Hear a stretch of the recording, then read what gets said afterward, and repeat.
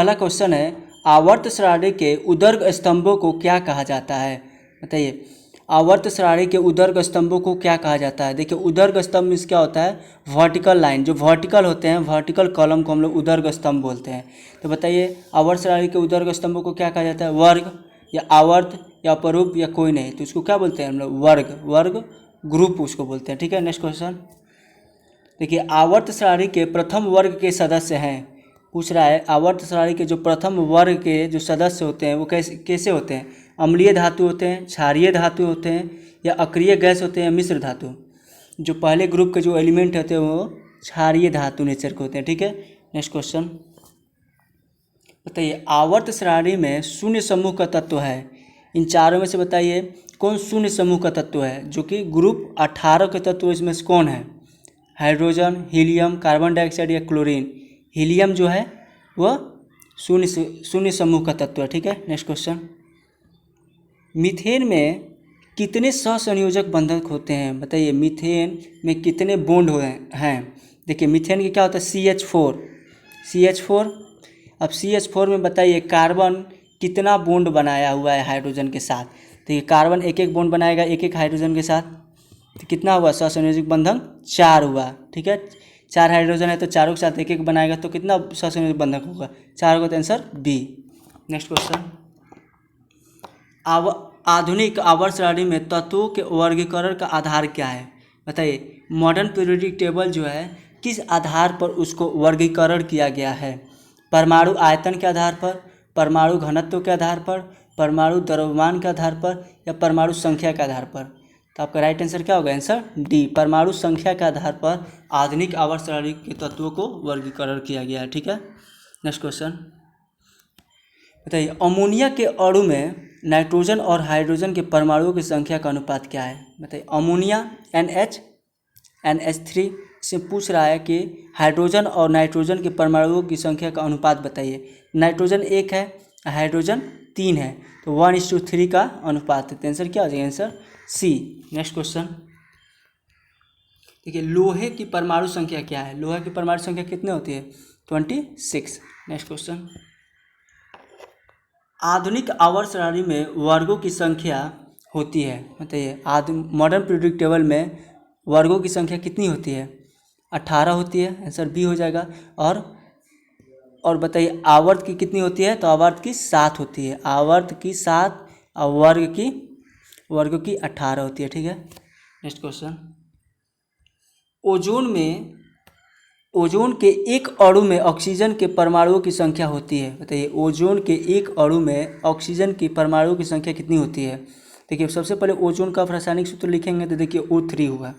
O3 में पूछ रहा है ऑक्सीजन की परमाणु संख्या कितनी है, तो ऑक्सीजन इसमें कितनी है? 3 है, तो आंसर क्या जाएगा? Answer C. ठीक है, नेक्स्ट क्वेश्चन देखिए, 10th नंबर क्वेश्चन है, आवर्त सारणी में कितने आवर्त होते हैं? पूछ रहा है कितने आवर्त होते हैं, 36 पंक्तियाँ कितनी होती है?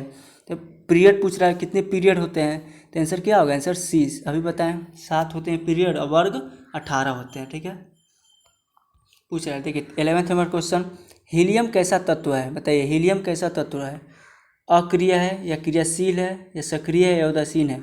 हीलियम जो है किस ग्रुप का एलिमेंट है? 0 ग्रुप का एलिमेंट है। 0 ग्रुप के सभी जो तत्व होते हैं वो अक्रिय होते हैं, वो किसी से अभिक्रिया नहीं करते। तो आंसर क्या हो जाए? Answer A. Next question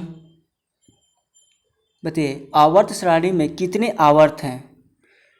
periodic table में कितने आवर्त हैं? पीरियड कितने होते हैं? तो पीरियड बताएं, अभी 7 होते हैं, 2 बार हो गया क्वेश्चन यही सेम। 13 नंबर क्वेश्चन बहुत इंपॉर्टेंट है। देखिए, ट्रिक का नियम निम्नलिखित में से किसके द्वारा प्रतिपादित किया गया था? बताइए, न्यूलैंड्स द्वारा, डेवराइनर द्वारा, मेंडलीव द्वारा या मोजले द्वारा?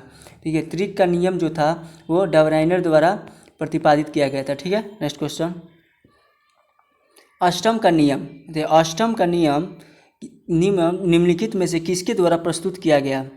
अष्टम के नियम निम्नलिखित में से किसके द्वारा प्रस्तुत किया गया? लोथमर मेयर द्वारा, मेंडलीव द्वारा, डेवराइनर द्वारा या न्यूलैंड्स द्वारा? आंसर क्या हो जाएगा? आंसर डी, न्यूलैंड्स द्वारा जो अष्टम का नियम दिया गया था। ठीक है, नेक्स्ट क्वेश्चन जो है 15 नंबर देखिए, मेंडलीव के आवर्तीय नियम के अनुसार तत्वों के गुणधर्म इनमें से किनका आवर्तीय फलन होता है? मेंडलीव के आवर्त नियम के अनुसार बताना है। तो देखिए, परमाणु संख्या के द्वारा, परमाणु द्रव्यमान के द्वारा, परमाणु आयतन के द्वारा या परमाणु आकार के द्वारा। देखिए, मेंडलीव का जो आवर्तीय नियम था वो परमाणु द्रव्यमान पर आधारित था। आंसर क्या हो जाएगा? Answer B. Next question, Mendeleev ने तत्वों को किसके बढ़ते क्रम में वर्गीकृत किया था? परमाणु संख्या, रासायनिक अभिक्रियाशीलता या परमाणु द्रव्यमान के या संयोजकता। तो मेंडलीव जो तत्वों का बढ़ते क्रम में परमाणु द्रव्यमान के बेसिस पर उसने वर्गीकृत किया था। ठीक है। 70 नंबर क्वेश्चन, आवर्त सारणी के किसी ग्रुप विशेष में तत्वों के विद्युत धनात्मक अभिलक्षण ऊपर से नीचे की ओर आने पर क्या होता है? बताइए। बढ़ता है, घटता है, नियत रहता है या असीमित तरीके से परिवर्तित होता है? तो आपका राइट आंसर क्या होगा? ऊपर से नीचे आने पर उसका विद्युत धनात्मक अभिलक्षण बढ़ता है। ठीक है, आंसर ए हो जाएगा। नेक्स्ट क्वेश्चन देखिए, 18 नंबर क्वेश्चन बहुत इंपॉर्टेंट है। आवर्त सारणी के किसी आवर्त में बाएं से दाएं जाने पर तत्वों के ऑक्साइड की अम्लीय प्रकृति क्या होती है?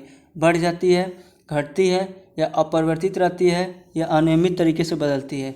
देखिए, अम्लीय प्रकृति यदि हम लोग बाएं से दाएं जाने पर उसकी अम्लीय प्रकृति बढ़ जाती है। ठीक है, आंसर बी हो जाएगा। ठीक है। नेक्स्ट क्वेश्चन, निम्नलिखित में से सबसे अधिक अभिक्रियाशील हैलोजन कौन है? बताइए। फ्लोरीन, क्लोरीन, ब्रोमीन और आयोडीन में से सबसे अधिक अभिक्रियाशील हैलोजन कौन होता है? तो फ्लोरीन होता है। ठीक है, आंसर ए हो जाएगा।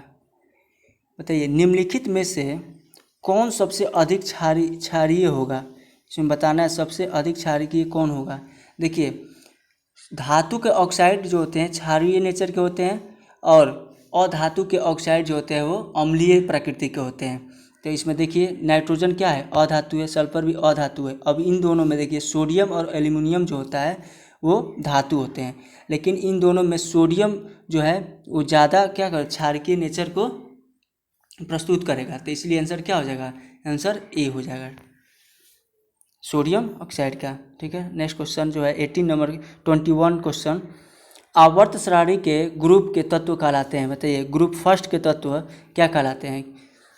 सामान्य तत्व, संक्रमण तत्व या क्षार धातु या लेंथेनाइड? जो देखिए, फर्स्ट ग्रुप के जो एलिमेंट होते हैं वो क्षारीय धातु होते हैं। आंसर क्या हो जाएगा? Answer C. Next question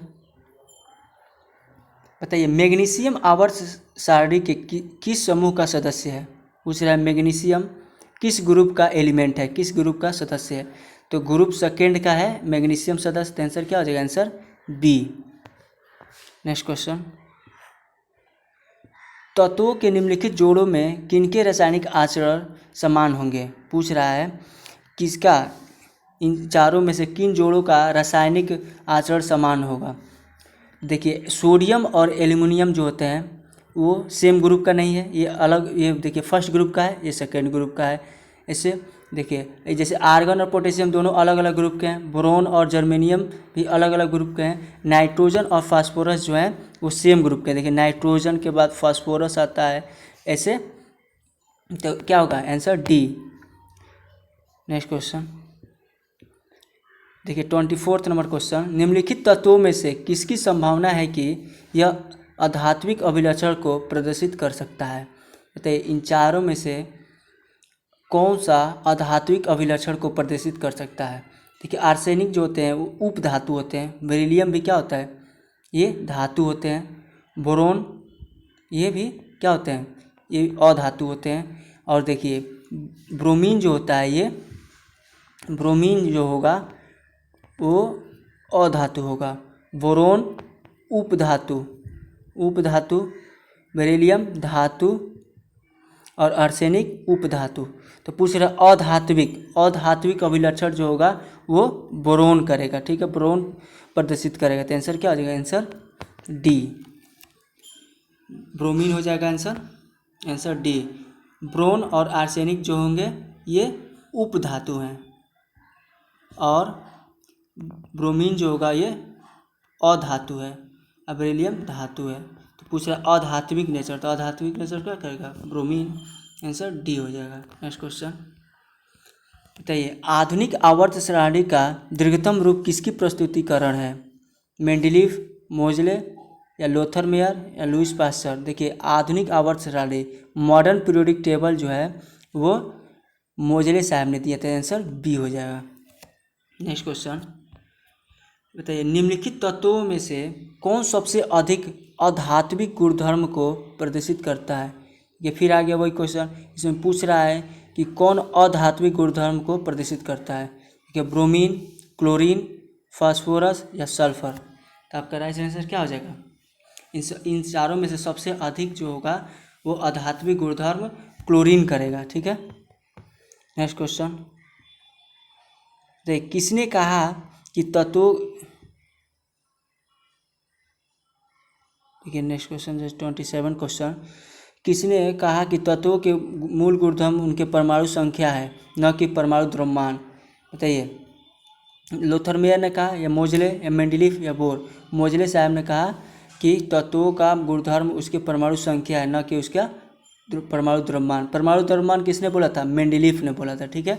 next question बताइए, 28 नंबर क्वेश्चन जो है, आधुनिक आवर्त नियम के अनुसार तत्वों का गुणधर्म, तत्वों का गुणधर्म क्या होता है। आज मॉडर्न पीरियोडिक टेबल के अनुसार यदि हम लोग देखें तो तत्वों का गुणधर्म क्या है, परमाणु द्रव्यमान का आवर्तीय फलन, परमाणु संख्या का आवर्तीय फलन। तो क्या हो जाएगा, परमाणु संख्या का आवर्तीय फलन हो जाएगा। Answer B. नेक्स्ट क्वेश्चन देखिए 29 नंबर क्वेश्चन देखिए, आधुनिक आवर्त सारणी में यदि हम लोग बाएं से दाएं ओर जाने पर परमाणु के आकार क्या होते हैं। यदि हम लोग बाएं से दाएं तरफ जाएं तो परमाणु का आकार क्या होगा, बढ़ जाएगा, घटता है, अपरिवर्तित रहता है, या इनमें से कोई नहीं। तो यदि हम लोग बाएं से दाएं तरफ जाते हैं तो परमाणु का साइज जो होता है वो घटता है। आंसर क्या हो जाएगा, answer B. Next question 30 number question, Dobereiner किस देश से संबंधित है। बताइए, डोबरेनर किस देश का था, फ्रांस का, जर्मनी का, अमेरिका का, ऑस्ट्रेलिया का। जो डोबरेनर था वो जर्मनी का था। Answer B. नेक्स्ट क्वेश्चन बताइए, मेंडलीफ का जन्म कब हुआ था। मेंडलीफ का जन्म कब हुआ था, 1834 ईस्वी में, 1835 में, 1836 या 1837। जो मेंडलीफ का जन्म 1834 में हुआ था। आंसर हो जाएगा आपका आंसर ए। नेक्स्ट क्वेश्चन बताइए, भारतीय संगीत प्रणाली में संगीत के कितने सुर होते हैं, 5, 7, 6 या 8। तो आपका राइट आंसर क्या हो जाएगा, आंसर सी, 7 होते हैं। नेक्स्ट क्वेश्चन, तो जब मेंडलीफ ने अपना कार्य आरंभ किया तब कितने तत्व ज्ञात थे, उस समय कितने तत्व ज्ञात थे, 60, 61, 62 या 63। तो आपका राइट आंसर हो जाएगा उस समय तक 63 तत्व ज्ञात थे। नेक्स्ट क्वेश्चन बताइए, आधुनिक आवर्तीय सारणी में परमाणु साइज से क्या पता चलता है। आधुनिक आवर्त सारणी में परमाणु के साइज से क्या पता चलता है, परमाणु का व्यास, परमाणु की त्रिज्या, परमाणु की परिधि, या इनमें से कोई नहीं। तो परमाणु की त्रिज्या पता चलता है। Answer B. नेक्स्ट क्वेश्चन बताइए, एक पिकोमीटर कितने मीटर के बराबर होता है, 10 के पावर -10 मीटर, 10 टू पावर -11, या 10 टू पावर -12 मीटर, या 10 टू पावर -13 मीटर। तो आपका राइट आंसर हो जाएगा 10 के पावर -12 मीटर। आंसर सी।